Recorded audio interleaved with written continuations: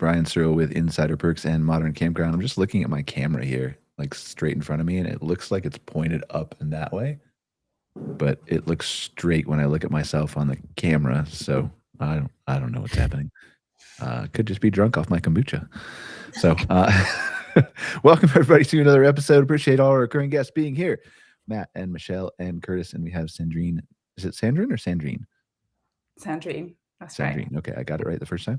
So Sandrine joining us from the United Kingdom as well from RMS. Excited to have a good conversation here about all things technology, AI, and everything else that we do on this week with these guests. But let me start by having us go around the room and just let everybody introduce themselves briefly. Matt, you want to start?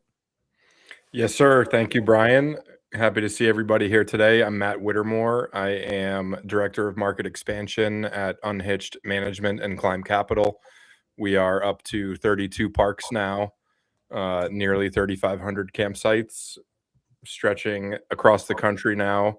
Had historically had a focus in the Southeast, but we just acquired a portfolio that now stretches us up into the Midwest. We're now in Texas. We're now in Georgia. A few new states. So we've been busy onboarding all those properties, and it's been a fun but hectic but awesome few months at Climb and Unhitched. Awesome. Excited to see you guys continue to grow. Mychele? I'm Mychele Bisson. I'm the CEO of Bison Peak Ventures and Wayhaven Resorts. We are closing out our 10th park, actually, in our 4th marina. We own parks from Alaska down to Florida, and I am slowly trying to get to the level of Matt's company. My gosh. Did you feel like when you started, you were just like, I don't want to do it differently than everybody else. I want to start at the farthest possible locations I can from each other, Yeah. Alaska and Florida, so I can travel more long distance. I Or you were just like, I love Florida. I want to go visit there, and I love Alaska. I want to go visit there. That's where I'm going to. Yeah, no, I did. I actually, when we purchased Alaska, it was mainly because I wanted to visit Alaska and I just fell in love with it. So Makes sense. You need one in Hawaii then. Right? Yes, that would be awesome. Or maybe the UK, as we talk to Sandrine later. That'll work. Yes. Kurtis. Hi, I'm Kurtis Wilkins with Our Journey in Advanced Outdoor Management. We have locations all across the U.S., the continental U.S. I think we're hanging around with branded locations at 45 and unbranded around 12 to 15. And yeah, that's kind of what we're at right now. Awesome. Always looking for new clients as well. We've signed quite a few this winter. Awesome. Congratulations. Sandrine, last but not least. Well, nice to meet you all. I'm Sandrine Zechbauer. I am the Chief Marketing Officer at RMS. RMS is a PMS. It is actually quite confusing, but there we are, property management system or reservation management system for parks. You might know us. We originate from Australia, where we've been for many, many years, as long as I've been born. So that tells you, I won't tell you how long that is, but it's a while. And we are quite strong in the US with many parks I was going to say to our name, it's not quite that, but that, have chosen RMS to power their operation. So delighted to join you. You will hear from my accent that I am North American. I'm French, but I live in the UK. I realized I should probably have sent my US colleague for better US representation. But anyway, it feels like it's a good group of friends here. So I'm delighted to join you guys. There's nothing wrong with, we have people from all over the world on the podcast all the time, and I'm in Calgary, Canada, so at least there's 3 countries here now represented. So let's do this first before, because I have some interesting things I want to talk about related to AI. When we were having a brief little conversation before, but to our recurring guests, Matt, Mychele, Kurtis, is there anything that is on your agenda that you've come across your desk in the last month since we've been together that you think we should be talking about? Related to obviously our show topic of AI technology, stuff like that. I think so. I'll jump in because, AI has been personally and professionally what's largely been on my plate for the last few months. And I wouldn't say I'm an expert by any means. I use it every day. It's an interesting kind of, dichotomy of I use Claude every day. I use ChatGPT every day. I use Whisper Flow every day, which is a a cool new AI voice to text tool. And, you know, I feel like a novice, but then We I all take a are. step back and I feel like I'm kind of getting into it. You know, 2025 for me was the year of prompt engineering, which I think is kind of the most basic level of learning AI. So, you know, quick kind of story is always got frustrated with AI. I would jump into ChatGPT, I would have a project and say, "All right, let's use AI to do this project." And I would spend an hour or two on it, and I'd get incredibly frustrated and say, "AI is not for me." This is like 2024.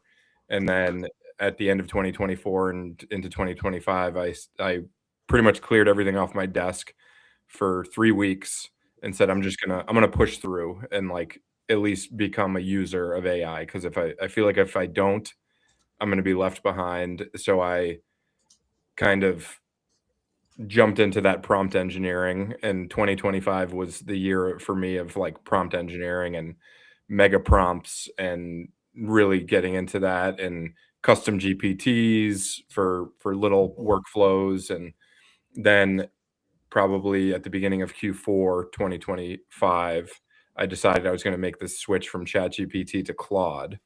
So I created all Claude custom projects for all my different areas of work and my workflows. And we were discussing this before we jumped on, but you know, started getting into Twitter threads on vibe coding and seeing all the buzz and the hype about building your own agents, building your own web apps, you know, the democratization, if that's a word, of you know, of software development. And said, all right, I'm gonna jump into vibe coding, and was reading and watching YouTube videos, and still haven't jumped in, but I discovered kind of tangentially at that point Claude skills, Yep.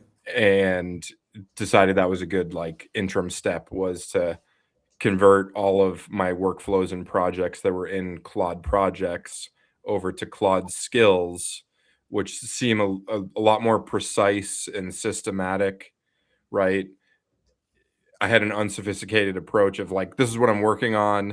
I'm going to start a Claude project. I'm going to dump a bunch of files into the project files. I'm going to put some messy instructions in the project instructions and like just go to town. And like, it worked pretty well. And then I started reading and watching more videos and learning about the syntax of how AI reads and parses data and reads files, and just started incrementally optimizing. All right, I'm going to optimize my project instructions. I'm going to optimize, right? Like I learned what a markdown file is. Like now it seems like a markdown file is like what we should all know, and that's just what technology is these days. So it's I still feel like I'm scratching the surface, but honestly it's been life-changing. I set up a treadmill in my basement with a TV, and I bring my laptop down, and with Whisper Flow, so I don't type anymore. I am just talking back and forth to Claude skills, walking on the treadmill because I have 17 feet of snow outside in Syracuse, and you know, just back and forth chatting with Claude via Whisper Flow, and it feels pretty life-changing, honestly. Are you when you build your skills, and this is, well, let me start back here. So for all of you who are watching the show, understand that like, because AI is moving so fast, because there is so many different layers for you to discover. There are like, I have no life. I'm a geek. I've done this since 2020. There's still probably 3,000 things that I don't know, and there will be 6,000 tomorrow, right? Yes. What we're trying to get you guys all to do is just start, like Matt did. Because if you don't start by the time, which we're really already here, that you have to be in AI, it's going to be so overwhelming. There are going to be so many things that you have to do that you'll never, ever, ever, ever catch up. Like I feel like I'm behind, and I've been doing this for 4 years. Yeah. No, wait, 5 years.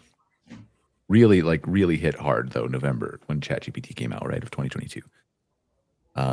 So like Matt, I'm curious with your skills then, which is a feature of Claude, and basically what they are abilities for. So like, let's say you have a standard practice of SOP in your business. the way that you create your SOPs. Normally, you would have to go to ChatGPT and you could just say, like, here's what I want to write an SOP for, and it would do a good job. But the next conversation you have, it would do the SOP in a slightly different format. So the way that Claude Skills helps is you create a skill that teaches Claude how you want all of your SOPs done, and then it will load that skill and it will write all the SOPs that you ask it for in the future in that same format. That's one example of many. Yep. Are you writing your own SOPs though still? Or your own skills, Matt? Yes. And like I will say, the most impactful skill that I created was just out of necessity and out of frustration. You kind of alluded to it, that I have 25 different Claude projects. They all have 100 different chats in them. And it's so hard to keep track of the context. And like, you're chatting back and forth with Claude and you're coming to conclusions and you're making decisions. And so what I did was I created a project management skill that really forces the chat into creating a properly formatted markdown artifact and keeps forcing it back into editing that artifact with tracked changes, a change log, and like the clean version, and then the tracked changes version, because I kept driving. I would do a whole day's worth of work on Claude, and then I would write it forgets its own context. Yep. So it would spit something out at you, and I'm like, you missed it. You just missed it. Like then I would feel like I just wasted my whole day, and that I can't trust it to like remember its own context. Well, it's hard. The memory is a weak point. I'll Sure. share something when we get to it down the road that I've done that you guys will think is absolutely insane. But the context is the weak part for sure.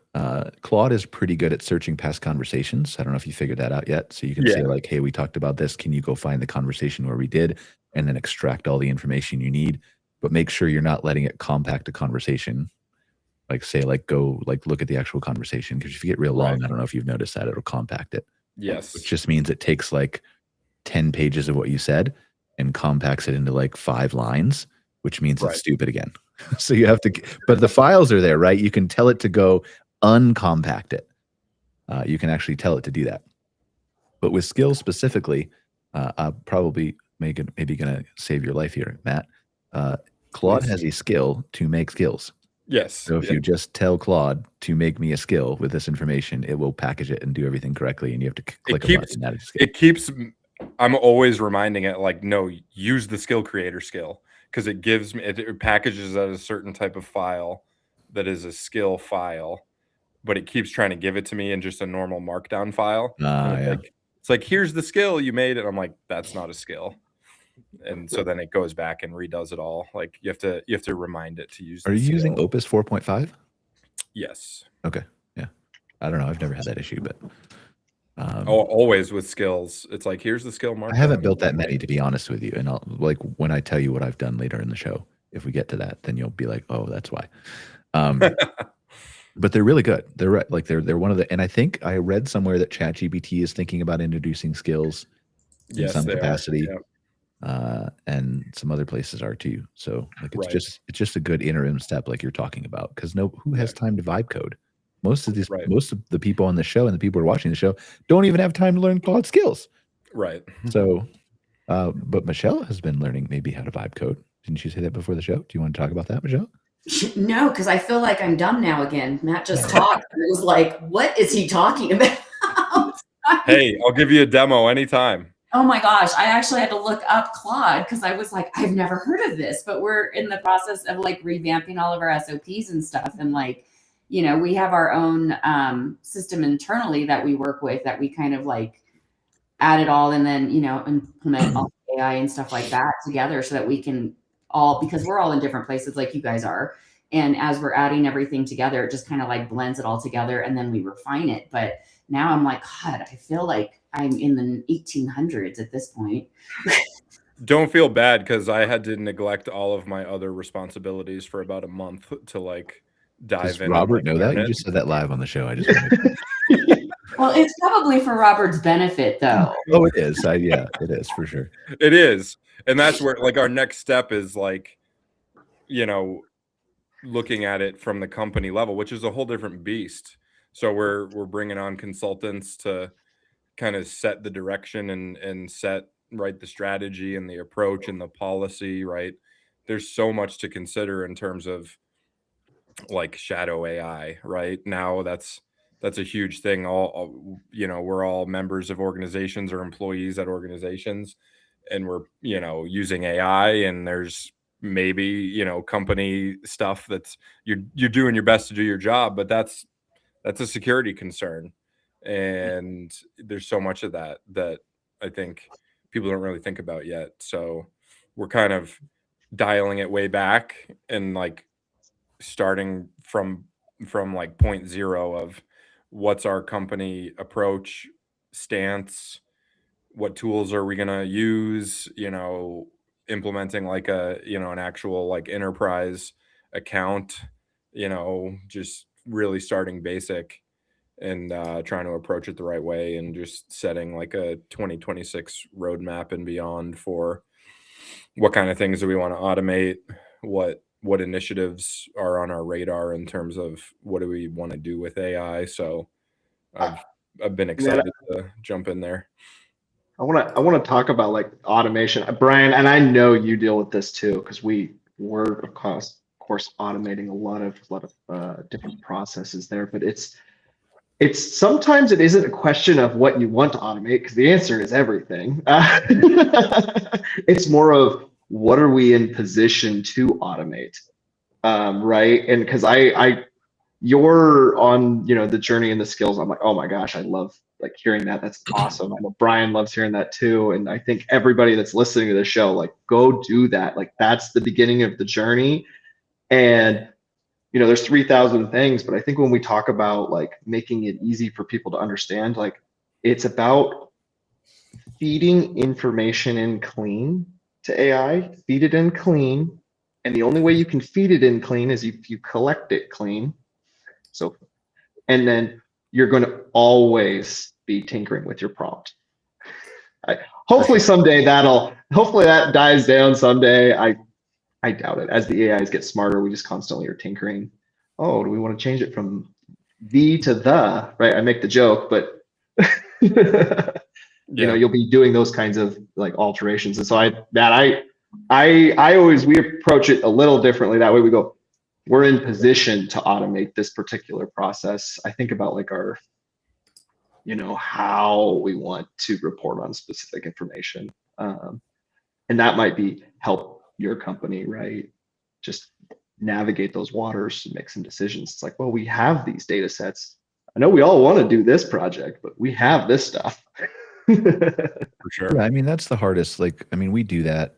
We consult for a lot of companies in the space, right? And they all want to automate everything. I want to automate everything, right? And the answer that I always tell them, and like you guys know, like we offer AI chatbots and AI call agents, and that's the easiest thing to tell people to start with. But I'll frequently get on the call with people and say, like, if customer service is not your problem right now, you should not start with that. You should start with whatever your biggest time suck is that's causing you headache, or like that if it takes it off your plate, then you can save 2 hours here or 3 hours there, or whether that's you or your GMs or your AGMs or whatever it is, right? And then when the company can see that buy-in of, oh, they just saved Mychele 3 hours or whatever, right? Then it's like, oh, I want to save 3 hours too. Let me step back and look at my day from a holistic first principles perspective and say, this is what I do every day, not through a lens of, do I think it can be automated, but here's what I do every day. Let me go talk to the automation guy, whether that's me or like Matt, you said you're bringing in some consultants and things like that, whoever it is, and say, is it possible for me to do it, to automate this, or to automate pieces of this to make it easier on me? Like HR is an easy one, right? Like so many job applications that everybody has out. Just taking something like that and analyzing it and weeding out all the candidates, to read all the resumes. Right. Where we're jumping in. Oh, go ahead. No, I was just gonna second your thoughts, Brian, here. Like, AI is cool and it does help, but especially if you look at it from a company lens, which probably is where I'm coming from the most, but you've got to look at your problems. What are you trying to solve? Is your website not converting? Is your volume of calls too high? Is your guest experience poor? then AI can help with that. I would also say that for some of these problems, you don't necessarily need to go into Claude and Vibe Code. Anyway, it wouldn't be my recommendation, because you're dealing with guest information, you're dealing with guest data, you're dealing with, essentially quite critical information for your business. I would obviously advocate for that, given that I work for a software company, but there are software companies that specialize in that. I personally, for all these use cases, would not try and solve for it myself, like through Claude or through Gemini or anything like this. So I would look to the market and actually equip. I know it sounds like super obvious, and you said like it is the first use case, and still so many do not use it. There are still so few chatbots out there on RV property website. I've not tried to ring, so actually I could be mistaken, but when you phone a campsite out of hours, there's very few that pick up through AI voice, which actually are products that are available out of the box today for a few $100s a month. So it's not going to break the bank, and it will take you to market and have some deliverables quickly, as opposed to starting your own vibe coding. However, I do second your opinion also, Matt. Like you do have to start yourself. So you can't wait for your company to tell you what to do. Company will move slower than individuals. And if you feel like we have our own initiatives at RMS around AI, and the reality is it feels overwhelming at the beginning. I was also building my own agent. I don't have the level of proficiency that you seem to have, Matt, with Claude, although I was trying to do something with it earlier. The best teacher for these software is the software. So if you do not know how to use Claude, the best place to find out is to actually ask Claude. Like literally go in there, pay $20, because you must always pay. Also, please always do not use free version, because that's terrible. I mean, it sounds like Captain Obvious, but I know I have ads soon too, which we can talk about at some point. Yeah. But so get the paid license and say, hey, how do you work? How can I do something? And guess what? It will actually tell you. So if you start with that, it feels a bit less overwhelming, because I think at the beginning you may feel like, whoa, I don't know all these terms, and actually you will be surprised how quickly proficient you become. yeah, I mean it's just practice. Practice makes perfect. If you look at it from I have to learn all of these things that Brian is talking about, right?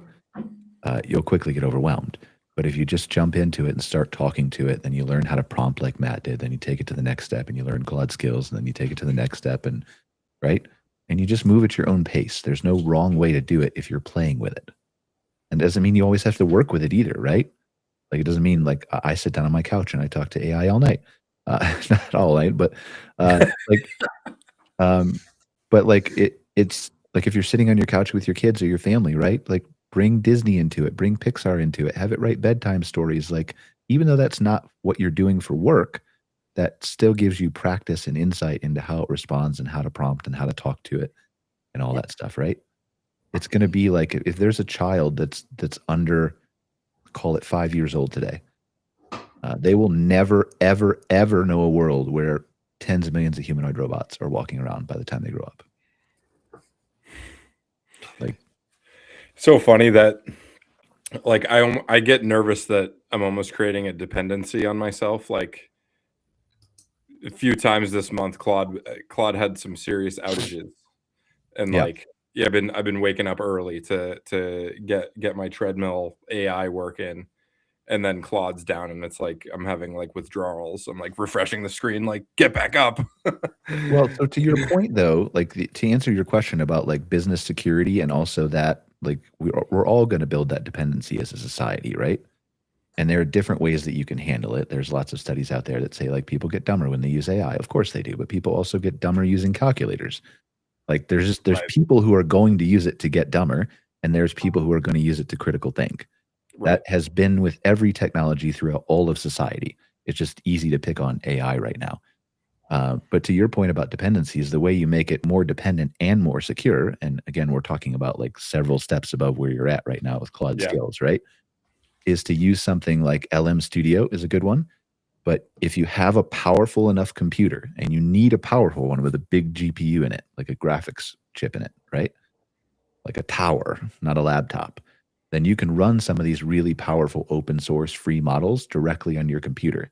And that's where you want to store all your sensitive company data, ideally, in those models that are local, that don't go anywhere. Plus, they don't cost to use the API. So they're a lot more cost effective too. I saw somebody tweeted the other day that their prediction is that heavy LLM usage in like 3 to 5 years is going to be like $5,000 to $10,000 a month. Their take was that all of our LLM usage is so heavily venture capital subsidized right now that that's going to wear off, and that like your $100 a month Claude usage is going to be thousands of dollars a month in 3 to 5 years.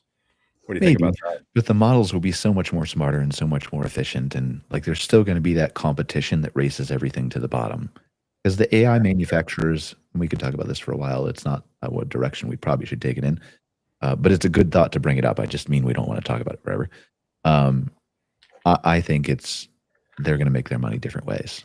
Like they're not targeting a $200 billion software as a service market. They're targeting a $7 trillion a year labor market. And whether we like that or not, I'm not saying I support that or want that, but that's what they're going after. So they're going to make their money there. Like they're going to release scientific models that they can deploy to research labs. There was an article about this last week from OpenAI, and they're going to sign agreements with like Pfizer, and they're going to say, if you use one of our models to develop a drug, then we own a percentage of that drug and we get a percentage of those profits. That's where they're going to make their money. Yeah. Like little people using the AI, like, I mean, I already spend $5,000 to $10,000 a month in API calls, right? But like, I don't think there wouldn't be enough people who would use it at that point. Right. Fair. But it's a good, like, I don't know.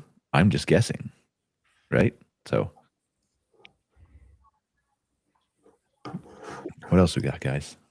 Well, do you mind if I circle us back to an earlier topic? We were talking about deploying it internal to internal teams, and just like I was just kind of wanted to open it up to the floor. I have thoughts on it as well, but where we talk about deploying small packages to help increase efficiencies. We said Mychele will save 3 hours a week because we deployed this particular package, and I'm like, has anyone experienced any resistance in that area? Like from the employees you're trying to automate?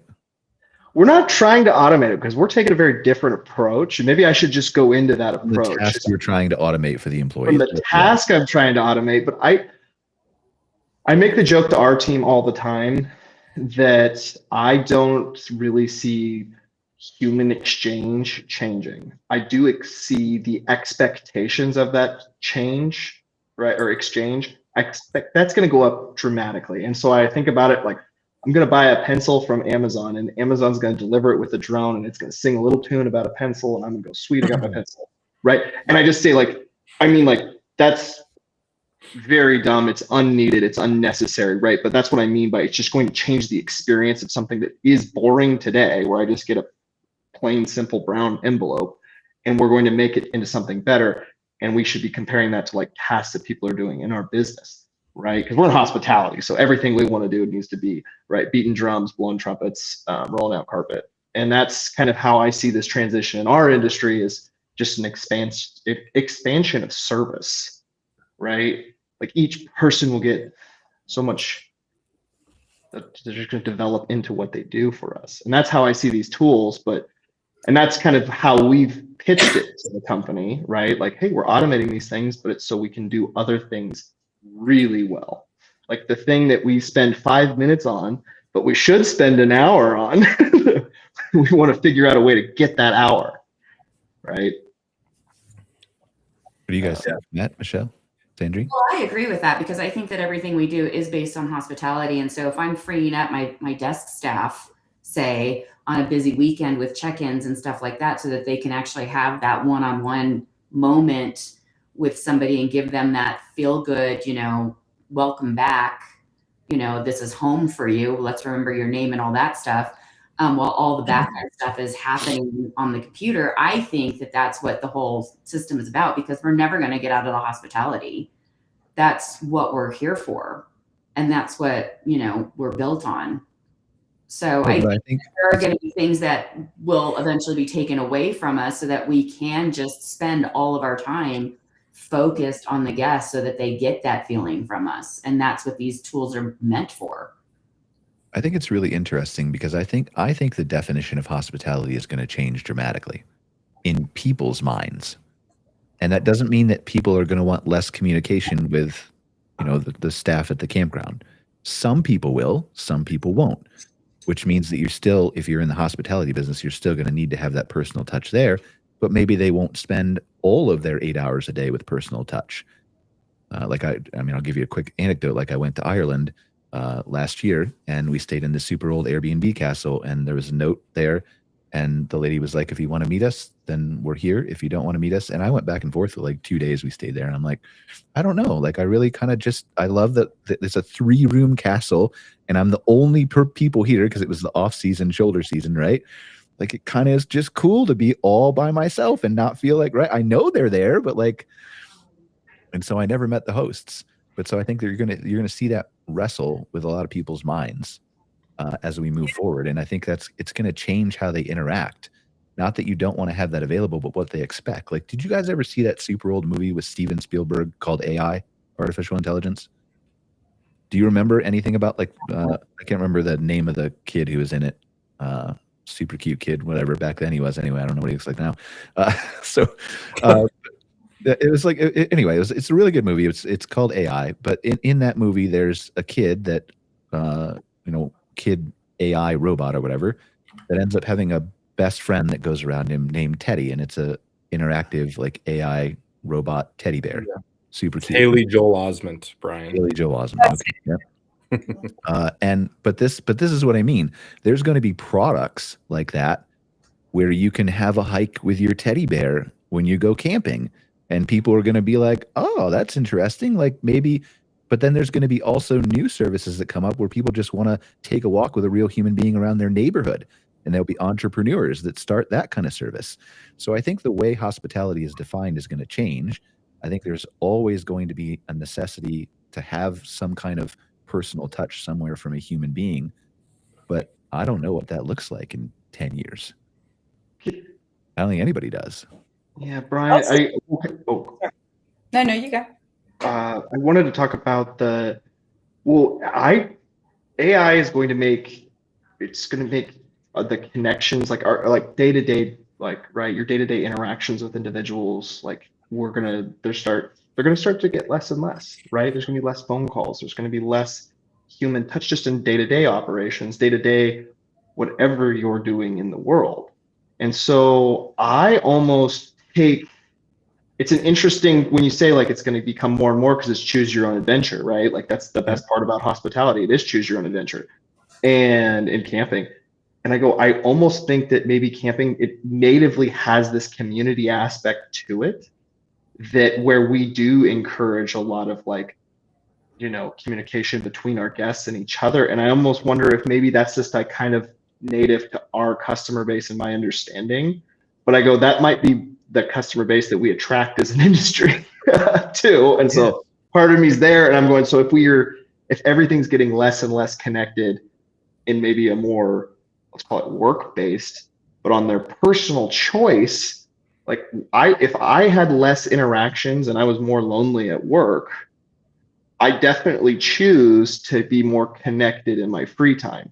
But if I'm very connected during my work time, sometimes I choose to be a little bit more alone, and I kind of gravitate towards the opposite. But that's my personal journey, right? I'm not saying I speak for all humans, but I just kind of wonder. That's what you have to be ready for at your campground, right? Yeah. It is not like now not everybody, obviously, but at least the operators on this call and many people watching us do hospitality really well with in person.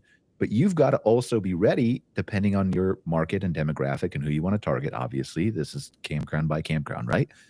You've got to be ready to embrace the people who are not what you think your target market has always been. Like we released and we're not here to talk about data, But we released a really fascinating report last Friday on Gen Z, where we did some deep dives and we looked at psychological papers. Insider Perks did this. It's free. It's a free download on our website, where we looked at the real reasons why Gen Z isn't camping. They don't want fast Wi-Fi. They don't want to stay connected. The whole industry and everything I've ever seen on Gen Z, from KOA to sessions at shows to operators I've talked to, is all like they just want all the new tech. That's not what they actually want. Mm-hmm.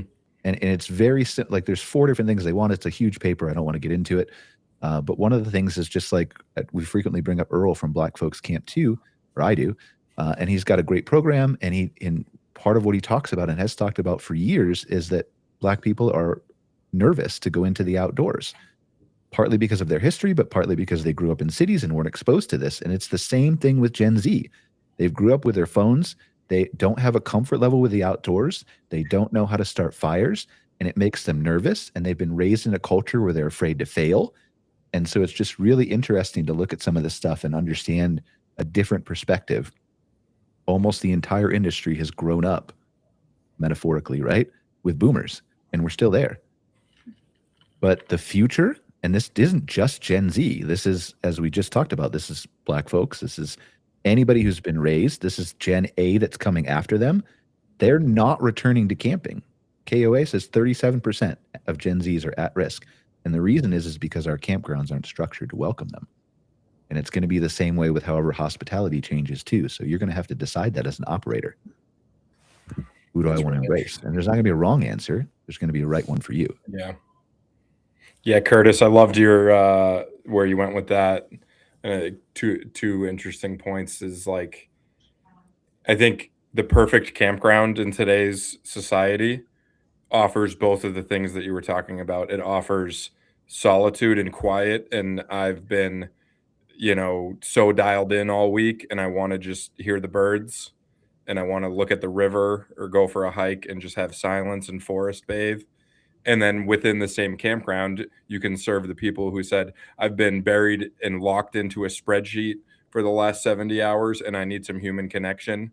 And I think that's right. That's what always, when I think of like the perfect campground, it's both of those things. And I personally resonate with what you were talking about, because I was that person. I was a financial analyst. I was living in a small apartment in Center City, Philadelphia. I was working for a software company as a financial analyst. And so I was buried in spreadsheets, working remotely. It was 2018, before everybody else, or most other people, were working remotely. And I would wake up, go to the apartment gym, and then go sit at my desk that was in the corner of my living room. And then I'd blink and it would be 6 p.m. and I'd be like, I haven't spoken to another human or gone outside. And that was That's like still me. Sorry. That was like 2 years of that. And you know what I did? You know what I did to counteract that? I went and bought my first campground in the Catskill Mountains of New York, where there were more black bears than people.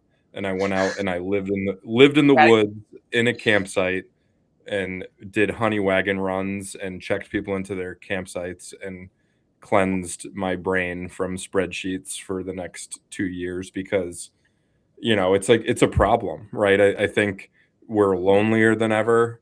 We're right. The word connection is so interesting in that we're as connected digitally as ever, but we're also as disconnected as ever from human to human. So, right, I think people, and then, right, I just think it's so interesting that was 2 years before the pandemic, and then everyone kind of had that experience, had that shared human experience of like gaining 20 pounds and getting depressed and like being as lonely as they've experiencing like a loneliness that they never could have imagined was possible. And, obviously camping was a big story, part of that. After the shuffle of, is it a essential business? Is it not? Are the campgrounds open? Are they not? And figuring that out in the first few months, it was a historic time for our industry. And I think, we've got this big story of, the business is normalized, the industry is normalized, we're back to 2019 type numbers. and a lot of that's true. But I think there was a change in society in that people hung on to both things that you talked about, Kurtis. One is I want to go be alone in the woods. Like we see people with money, high income, highly paid professionals, entrepreneurs now love to go rough it in the woods and pitch their own tent more than I think probably in the last few decades. RVing is coming back. I think it's changing. And you talked about baby boomers, Brian. I think that's a whole interesting evolution of the business. It's conversion vans and pop-up campers and small travel trailers, and it's a really fascinating time to be in this industry. And I think there's a lot going on, and I don't think anybody knows where we're going really. No, I don't know where we're going a year from now. But it's a perfect example. We've solved it in camping, right? So like you just put a section of your campground, like you were saying, Matt, as the ones who can be more human, right? If that's what people want, and then an isolated section. Yep. And we already have taken all the lingo and we've made it happen. We just call it human in the loop. I like that. What do you think, Sandrine? If we think about AI and how is it gonna take away from the human touch? But at some point in your booking journey or in your travel, you just need information. You don't necessarily want, do you have a pool? Is there a fire pit? Do you sell marshmallows? You don't necessarily need the whole story. You just need an answer. And I think for that, AI is brilliant. And at some point you may not want that connection. The story, kind of why they're here, why your story, Matt, like why did you set this up? What are you trying to do? What's the the story or the vision behind the capes, whatever that might be, and a community of campers. Then obviously AI may, but right now it doesn't do that. I mean, I think it does in Asia. I think some people are marrying some bots and stuff, but I think for most folks that's not on the cards. So I think Yet, that's true. And maybe we'll all be married to our ChatGPT avatars. I mean, I won't be, but don't be surprised if you have a grandkid. I bet 30% of them are married to AIs if you have a grandkid right now. You wait.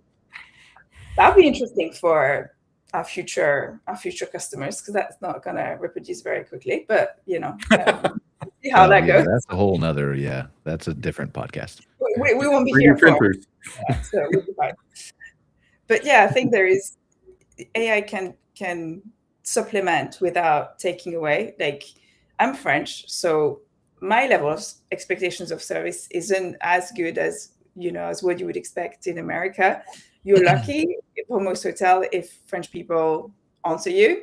So I would take, that sounds really bad, but it's unless I pay literally top dollar for a 5-star property, in which case they couldn't do more for you. If it's, I might get some death threats after this, but if it's anything like a campsite, if it's anything, beyond ultra luxury, you're going to get a very average service. At this point, I'm quite happy. If I get my answer and it comes from a bot, I'm quite happy with that. As long as I can do what I want, I have my information, I can check in, check out, do my payment, I'm good. Like, I know where everything's at. I know if there is a class of yoga that I want to take, that this is good. And AI can answer all of this. I wouldn't get more necessarily from a human. It is not true in America, where your service is always good. I don't know if I necessarily agree with that. Yeah. In my experience, it's good. Like, your service is better, than French service. Like, it's just that's a cliche, but it's also the truth. So I think there are sometimes where the human side isn't always that great either. And an AI that understands my accent and can answer me, potentially even in my language, is amazing. Like, it can be amazing. So I'm moving forward. Yeah. Totally agree with you, Sandrine, there. I think having called, I don't know, probably thousands of campgrounds, either to book sites as a real customer or as a secret shopper to try and figure out if the campground's for sale. And, the standard is that you don't get a call back for 5 days, right? Or 3 weeks sometimes. Forever, yeah. to your point, to have an AI answer the phone and actually get you the information that you're looking for, even if it's a little choppy and it takes a minute and it stutters and it makes you feel awkward, when the alternative is you never get that information, that is absolutely hospitality. And I struggled with that for so long of, no, this is a human, old-fashioned business. I don't want a robot answering the phone. I've completely changed my tune on that. Yeah.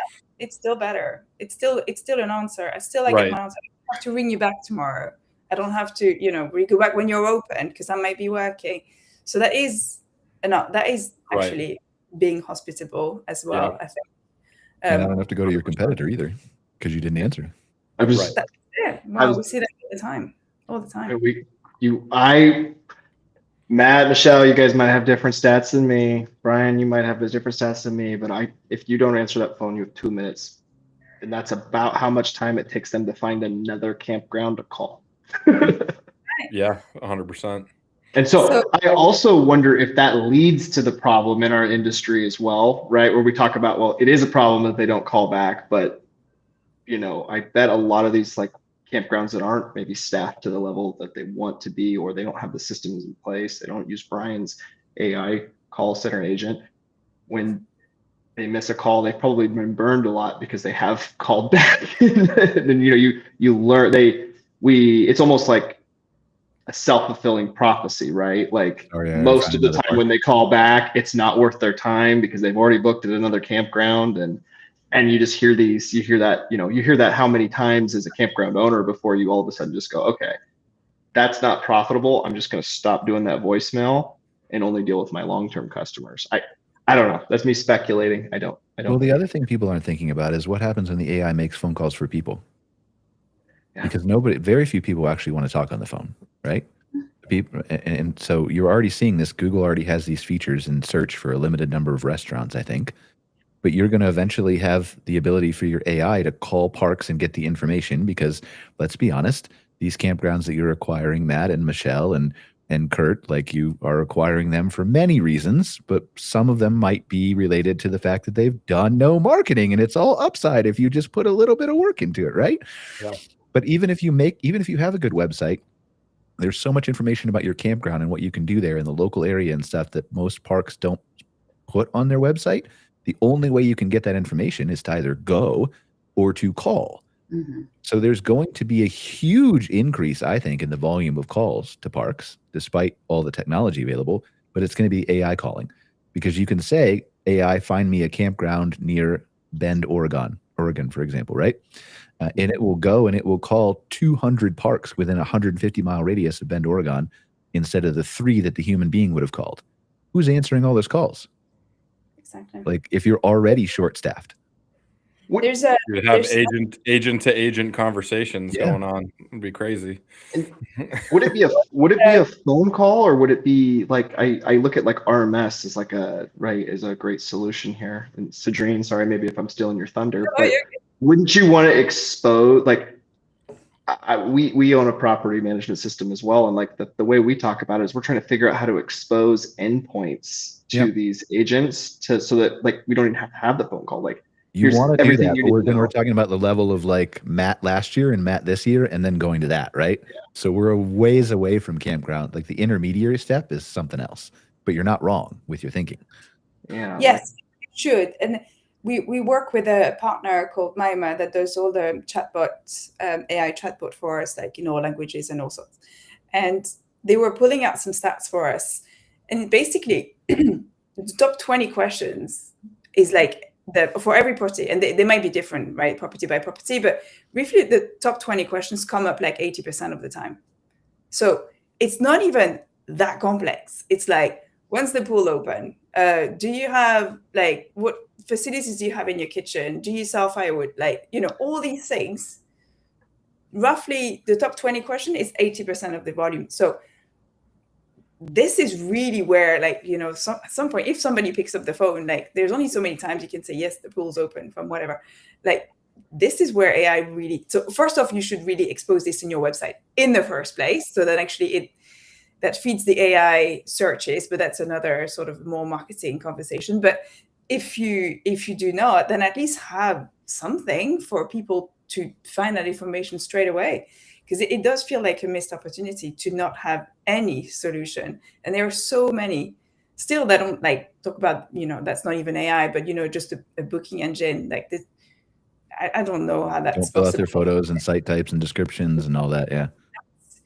That's the bookings for you. Like, of course we can phone, but that is really like, and we see still a lot of properties with nothing, just Excel spreadsheets still, and no particular way of enhancing that experience. That I'm guessing these are the parks that you guys buy. Sandrine, you feel free to send all of those to me, and then Matt, don't worry, I'll forward them to you. You're not wrong. Like, it's an intermediary step right now, right? It's very easy to go to Google and look up a company like Chatbase and get a chatbot up and running that'll run like the top 20 or 50 frequently asked questions that you have, right? It's a whole different ballgame when agents start calling your park on behalf of the woman who has a 7-year-old daughter who, and then it needs more information about your playground, right? Because the agent can gather that and talk more quickly to an agent or to a human if you're overstaffed, because then it's going to know that this 7-year-old girl likes to stay out in the sun longer than she should, and she doesn't love to put on sunscreen. So do you have a metal slide or a plastic slide? And she's tend to like being a little bit more klutzy than the other neighbor girls, so she might fall. Do you have mulch or do you have pavement underneath your playground? And it's going to start to ask all these questions, and you're going to have to be prepared for that. Right now, it's 20. It's the easy. We're in the easy spot right now. Yeah, correct. But it will complexify, and guest experiences or guest expectations will only increase. Like, it is normal. I do not have any patience. I would not call back ever. I'll be like, nah, so missed it. All right, let's spend the last few minutes of the show. We're going to do our typical everybody gets to ask everybody else a question. So maybe we'll start with Mychele. Mychele, just pick anybody from Matt, Kurtis, or Sandrine. You can ask a question if you want, and then we'll follow on from that person. But everybody can only be asked a question one time. So once somebody asks Mychele a question, nobody else can ask Mychele a question. So Mychele, go first. Who would you like to pick? Oh my gosh, you're going to put me on the spot? Ask a question to anybody. Wait, can I clarify? Is Brian in the circle? No, Brian's not in the circle. Brian is not in the You circle. guys have more interesting things than I have to say. Okay, Matt, if you were to suggest as a newbie to go into learning a skill, which would be the first AI system that you feel like would be a good start for somebody? This is a really great question, Mychele. I would say ChatGPT, because I believe they have the best resources available in terms of courses, like actual OpenAI courses and YouTube videos and resources. And that's someone who's migrated away from ChatGPT. I wish Claude had better, versions of that. But I think an LLM is an LLM. So like if you learn one, you're learning a lot of great stuff for the other one. So I've actually thought about that a lot. And that was my conclusion, is that ChatGPT is the best for a beginner because of the resources available. All right, Matt, who do you want to ask a question to? Good question. Well, it might be. We don't know your question yet. But kind of egotistical, Matt. No, I meant you. It's a good question. I know what you meant, Matt. I'm just messing with you. Sandrine, I would say, being obviously in the tech world, are you seeing it right? I guess a brief statement before the question to add some context. In my kind of trying to learn the basics of AI and feeling like I jumped in without really knowing what AI is, one of my bigger conclusions has been that really the reason that all of us should care as consumers on the consumer level, or B2B consumers should care about AI, is because of what it does for our tech providers in terms of being able to iterate and ship updates and build new features and products so much more quicker and more efficiently. Are you seeing that internally at RMS and among your peers and everything? Is that right? Like I literally Googled earlier today, we were having a conversation, like, is it normal for a software engineer to default to vibe coding? you know, and it was a mixed answer. It was like, not quite, but almost. So I just, as a person on the inside of the technology side, I'd love to get your kind of what's your perspective and view on that. I think if you're not on board, you have a very quick risk of going extinct. And that's, as a company, the way we operate, the same as you operate, and also specifically around the product. There is the belief that, you know, we spent 40 years building this, you know, nobody could come and copy it all in a day, a 15-year-old kid with a Claude license. And obviously, of course, some of it is true, like it wouldn't be possible. However, we are now, you know, the CPO of RMS is putting AI first. We had this major initiative to really think about where can we, it's exactly what you said, is where can we accelerate? How can we improve the design? How can we ship faster? We already know like what we want to work on. Like we know what our customers are struggling with. We know what they want. So we want to, you know, use this as a, you know, fail fast, ship fast type of approach. So it is actually very, like, honestly, even in just in 2 years, how much it's changed in the way we think.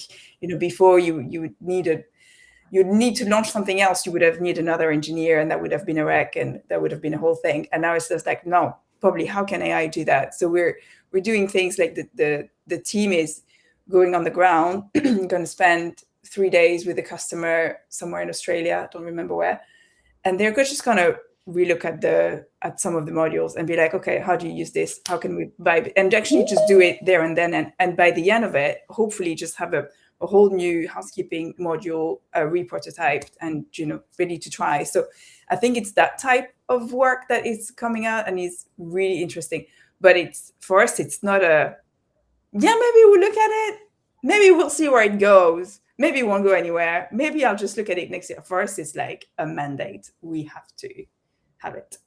So awesome. Super interesting. All right, Sandrine, you have Kurtis or Mychele? Oh, yeah. Well, I'll go ladies because I have to. It's it's just the nature. So Mychele, so for me, from my background, so you're obviously the CEO of this Bisson Peak venture. Like, why did you get into it, and why do you still love what you do? I know it's not AI related, but I just would like to know. Actually, I was a real estate investor for years. And so I have portfolios of long-term rentals. I have boutique resorts. I have all kinds of things that kind of play in the background. And about a couple of years ago, I jumped into my first campground thinking, oh, this will be a great investment. And then just kind of fell in love with it. I loved it. I fell in love with the hospitality of it, getting to be able to sit around and like meet the guests that were there. And it just became this thing that was kind of bigger than myself. And that's kind of why I got into campground investing, was because it was just, I saw the opportunity to create something that was making core memories for families, basically, giving people something bigger to kind of give them that moment to disconnect, as we talked about earlier, and to really connect. I know for us, COVID was kind of a pivoting moment for a lot of people. My husband was in a large international business.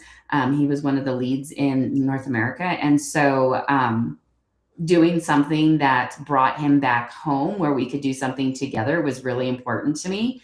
And we were able to retire him out of his W-2 and have him jump into it with me. And now we work together and we're always together and we both love it. Well, I love it. I think he loves it.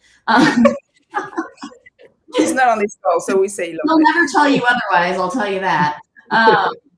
So, you know, I think, but giving everybody else the opportunity and having kids that are graduating. My baby just got accepted into the University of Virginia. So she's nice. Congratulations. Here. Thank you. She also got a full ride naval ROTC scholarship. So That's good. I feel like I got a pay raise. So, but you know, just knowing the memories that I had with my kids and knowing that I get to provide that for other families. I know not every campground is built for that, but those are what my campgrounds are built for. Just knowing that I get to provide that for other families means a lot to me. All right. Last but not least, we're odd man out here. Does anybody have a question they want to ask Kurtis? Whoever wants to go first. Somebody must have a question for Kurtis. He's got so much knowledge locked up in his head. I know. know. He's so smart. So, Curtis, I don't know much about this algo. I don't know much about this. It looks like everybody's buying all these campground. So can you tell me just a bit about like current state of the campground market? Like, is this where I should invest instead of AI? Should I get my money and get myself a US park? No, that says no. Okay, that was not the question I was expecting to get. Hopefully, You have thoughts on it? listening to the podcast and on audio and didn't see that. Well, no. I was like, okay, well, real estate market in the whole in the United States, it's actually a really good time to be buying real estate. Interest rates are historically high, right? So that means real estate values are suppressed. We're also seeing like a transition away from, and there's like disruption going on in real estate, whether that's apartments, long-term. So I actually am very bullish on real estate right now because it's in a cycle moment and you're going to get a lot of compression from that long-term. So the answer on real estate is yes. Now, campground industry specifically, I'm in it. I'm always bullish on it. I don't care if we were at the highs of 2022 or now. Like, there's room to grow. There's room everywhere in the campground industry to improve, just because it has been in the, I'm going to call it boomers' hands for so long. In this, like, we talk about like the bar of hospitality in our industry, and this group of people here is very critical of that. So I always take us with a grain of salt. Because we all service hundreds of thousands of people every year, and we only deal with like 2,000 complaints. That's what this group like talks about every day. So, but yeah, overall bullish. I would recommend, if you are going to buy a campground, I like to see campgrounds that you either very boutique and niche, and you are servicing a very particular clientele, or you're on the little bit of the larger side in terms of like commoditization of the product, right? Like a hotel. Boutique hotels, 20, 30 doors, they do very well. Hotels over 150 doors do really well. Don't try not to fall in that middle ground, or else we're positioning and we're doing a lot of work for that in that zone. But overall, yes, love the industry.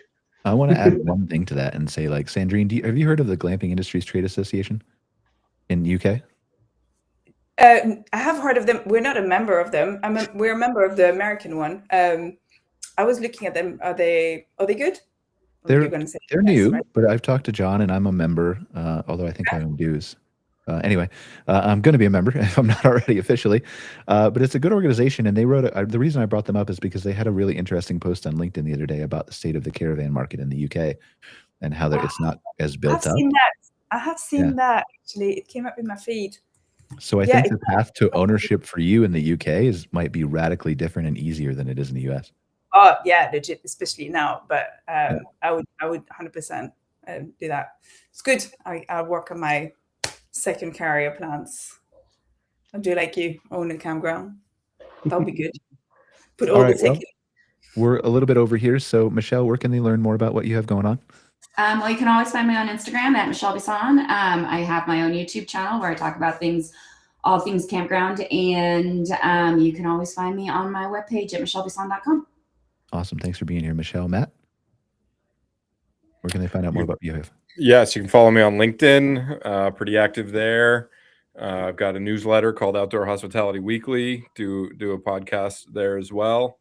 So yeah, you can find me on Twitter, LinkedIn, Matt Whitermore, M Whitermore at unhitchedrv.com. You can email me anytime. Thanks, Matt. Appreciate you being here. Kurtis? You can find me at ourjourney.com and AOM or advancedoutdoormanagement.com. Both of those places, you can get a hold of Kurtis. And then you can also find me on LinkedIn as well, Kurtis Wilkins. Awesome. Thanks for being here, Kurtis. And Sandrine, last but not least.